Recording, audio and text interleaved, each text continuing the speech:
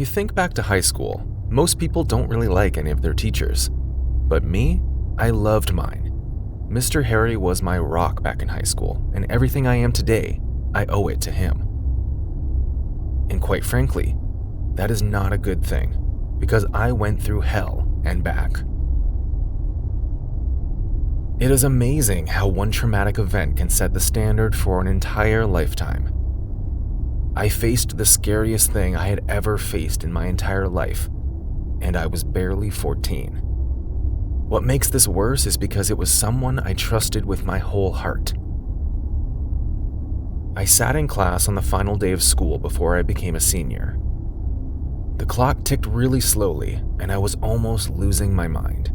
There was 1 hour left, and then I would be free from the tyranny of school. I loved Mr. Harry's teaching, but today, it was the last thing I needed.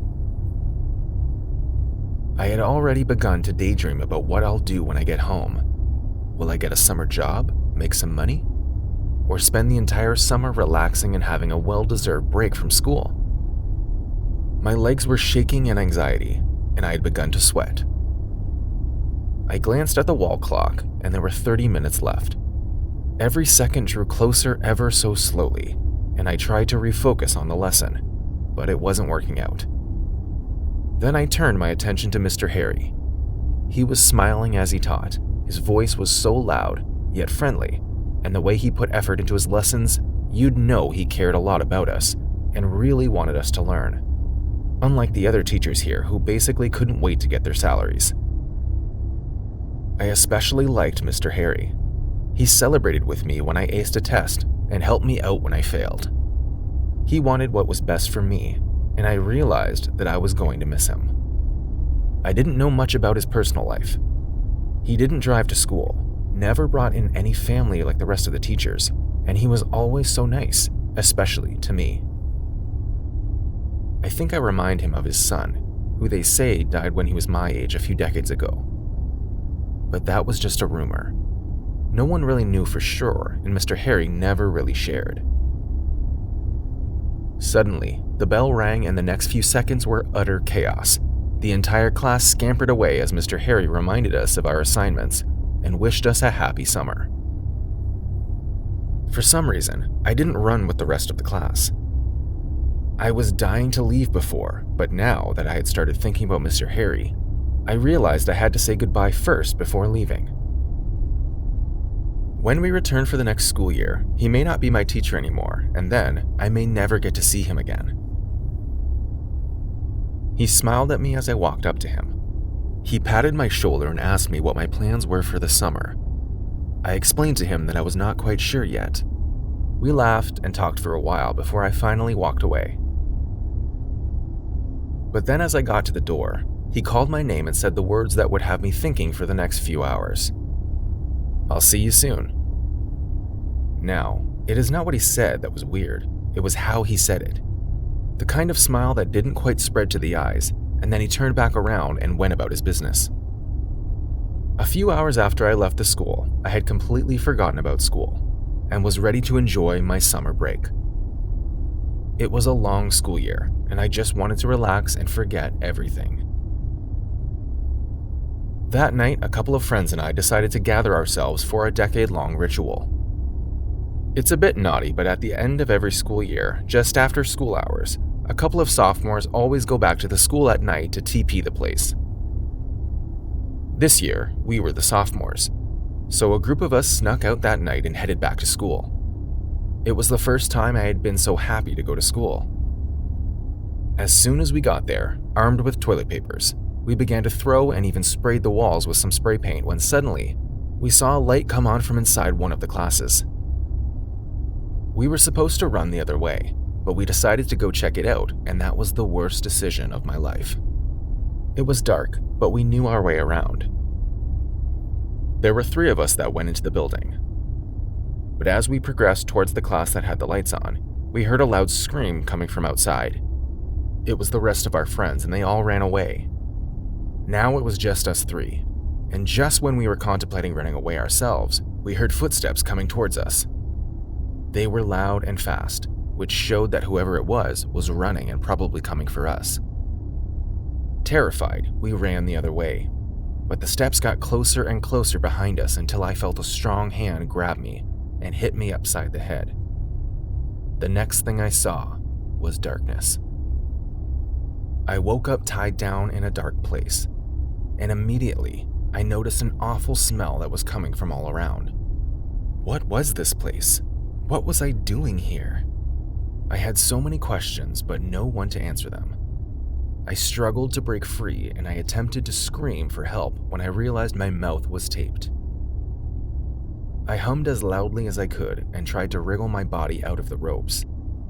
Suddenly, I could see a bright light in the distance ahead of me. It looked like fire, and it appeared to be coming closer to me. I tried to wriggle free again, but the ropes were too tight. "Help, help," I tried to scream, but the tape only made my voice muffled and barely audible. Then the fire stopped, and a masked man walked into my line of sight.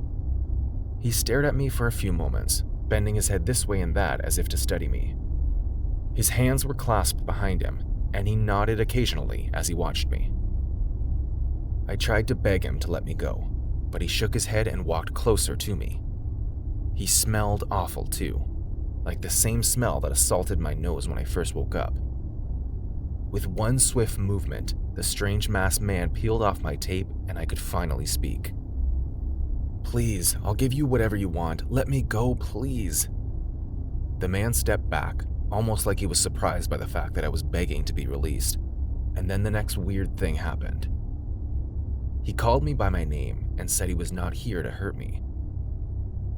There was something oddly familiar about his voice, but I wasn't ready to begin guessing. I didn't trust him. Who was he? Why did he kidnap me? What did he want? "Now we can be together," the man suddenly said again, and this time he began to laugh and attempt to pull off his mask. I wasn't sure if I should keep watching or look away. If I see him without his mask, he would definitely not let me go. I had seen it in the movies. Bad guys only reveal their faces to people they are about to kill. But what did he mean by "we can be together now"? What was he talking about? Did I know? My train of thoughts paused as the man's mask came off. It was Mr. Harry, and he looked different. His charming smile had disappeared, and he looked like he was about to do something really bad. "Mr. Harry?" I said, confused. But he turned to me sharply and smiled. The smile was different, though. It was a wicked kind of smile. "Don't you worry, child. You shall soon be cleansed," he said. He turned around and returned carrying something, or someone. I looked closely and saw that it was a boy like me. He seemed unconscious, and that pungent smell wafted into my nostrils again. It smelled like a dead animal, and I did not understand why it was so strong. Mr. Harry looked at the person he was carrying and smiled, this time lovingly. "You will now be reborn, son," he said, and that was when it all made sense to me. Mr. Harry had been holding on to his dead son literally and preserving him all these years.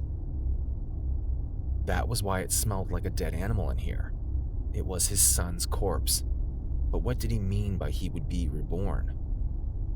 Mr. Harry smiled at me again as I started wide-eyed trying to make sense of what was going on.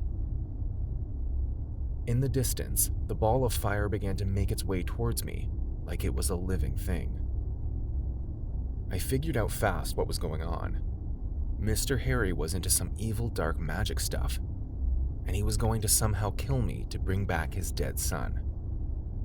I struggled with all my might to break free from the ropes, but it was of no use. And as the fire slowly kept coming towards me, Mr. Harry began to laugh hysterically. Then what sounded like a heavy door in the distance suddenly opened. Mr. Harry dropped his dead son and ran towards the sound. The fire stopped coming towards me, and I struggled some more to break free. I could hear screams and grunts in the direction Mr. Harry ran to, but I was not sure what it was. I knew that when Mr. Harry came back, I was as good as dead. I knew this window may be my only shot at life. A few minutes later, I heard footsteps coming towards me. And just as I was about to start pleading again that Mr. Harry let me go, I realized that I was being approached by 2 policemen and I could have passed out from relief. Ladies and gentlemen, that is the story of how I survived a very gruesome and strange death, and for as long as I live, I would never forget it.